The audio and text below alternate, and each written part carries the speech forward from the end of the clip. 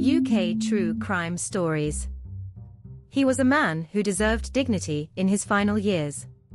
Instead, a simple meal, meant to nourish, became the very thing that stole his breath. Welcome to UK True Crime Stories, Episode 11. I'm Sophie, and today we have 3 cases that will stay with you. Stay with us to the end, we'll come back to that opening story, and trust me, the truth is even stranger than it sounds. Our first story takes us to a quiet, residential street in Golders Green, North London. It was the early hours of a Monday morning, the kind of time when most of the city is asleep, the street still and silent. But on this particular morning, that peace was shattered by a terrifying sight, and the sound of sirens. Golders Green is a tight-knit community, Sophie. What happened to break through that quiet? Just after 2 a.m., residents were woken not by an alarm clock, but by the orange glow of flames. Not 1, but 4 ambulances, parked outside a local community center, were engulfed in fire. These weren't just any ambulances, Dan. 4 ambulances? That's a huge loss for any service, let alone a volunteer-run one. And the target being a charity ambulance service. That must have been a shock for the community. A profound shock, Dan. The sight of those vehicles, charred and twisted, was devastating. Hatzola volunteers dedicate their lives to helping others, often responding to emergencies faster than statutory services. To see their tools, their means of saving lives, deliberately destroyed, it felt like an attack on the community itself. There was a palpable sense of anger, fear, and disbelief. So, it wasn't an accident. This was deliberate. How quickly did investigators piece that together? Immediately. The nature of the fires, the multiple vehicles involved, it was clear this was arson. The police were on the scene swiftly, cordoning off the area, forensic teams sifting through the debris for any clues. They knew they were looking for individuals who had intentionally targeted this essential service. The community rallied, of course, offering support and expressing their outrage.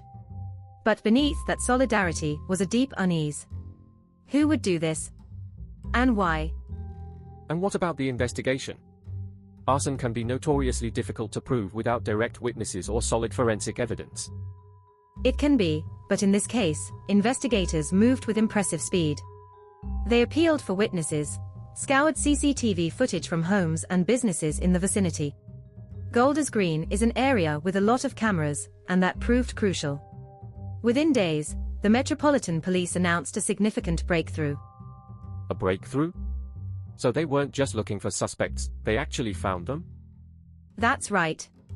2 men were arrested in connection with the attacks. This swift action brought a degree of relief to the community, even if the questions about motive lingered. The investigation is ongoing, of course, but the arrests were a clear signal that such acts of senseless destruction would not go unpunished. It was a stark reminder that even in the quietest corners of London, malicious intent can strike, but also that justice often isn't far behind. Stories like this one don't get told unless people are listening. If you're new here, hit subscribe. We cover real UK cases every single day, and you don't want to miss what's coming. Dan, the next case we're looking at took investigators years to even begin to understand. But our next story is a testament to the power of human connection and extraordinary courage in the face of terror. This story begins in a bustling UK hospital, a place usually associated with healing and hope. But on one particular day, that sense of security was shattered when a man entered, carrying what appeared to be a suspicious package. The air immediately thickened with fear, and the whispers of a potential threat quickly turned into a terrifying reality. It's hard to imagine the sheer panic that must have rippled through the corridors. Patients, visitors, staff, all suddenly facing an unimaginable danger. Absolutely. This wasn't just a threat, it was a potentially catastrophic situation. Hospital staff are trained for all sorts of emergencies, but a lone wolf terrorist with a bomb? That's a different level entirely. People were beginning to evacuate, sirens were starting to wail outside, and the man with the package was becoming increasingly agitated. So, a moment of absolute crisis. What happened next? Who stepped forward in that chaos? That's where Nathan Newby enters our story. Nathan wasn't a heavily armed police officer, or a negotiator with years of training. He was, by all accounts, just a man, present in the hospital, who saw a desperate situation unfolding. Instead of running, instead of confronting with force, Nathan chose a different path. He approached the armed man. That takes an incredible amount of bravery. To walk towards danger, not away from it. More than bravery, Sophie, it was an act of profound empathy. Nathan didn't shout or threaten. He started talking. He engaged the man, not as an enemy, but as a person in distress. He listened. He spoke calmly, gently, trying to understand what was driving this individual to such an extreme act. He offered kindness where others might have offered resistance. And it worked. He managed to de-escalate the situation, didn't he? He did. Through sheer force of his compassionate will, Nathan persuaded the man to abandon his horrific plan. The article mentions a moment, a deeply human moment, where Nathan actually hugged the armed man. Imagine that, in the midst of a potential bombing, a hug. It was a gesture of trust, of shared humanity, that broke through the man's resolve. A hug. That's astonishing. It speaks volumes about the power of human connection, even in the darkest moments. It truly does. The man, disarmed by Nathan's kindness, eventually surrendered, and the package was secured without incident. The hospital was safe. What could have been a national tragedy was averted by one man's extraordinary courage and his unwavering belief in the power of empathy. And Nathan Newby's actions didn't go unnoticed. Far from it. Nathan Newby is being awarded the George Medal, one of the highest civilian awards for bravery, recognizing acts of great courage that are not in the face of the enemy. It's a fitting tribute to a man who, armed only with kindness, prevented an unimaginable disaster. His story reminds us that sometimes, the most powerful weapon isn't a gun, but a simple act of human connection. I never get used to these. If you've been sharing these episodes with friends, thank you. It genuinely helps more people discover the channel.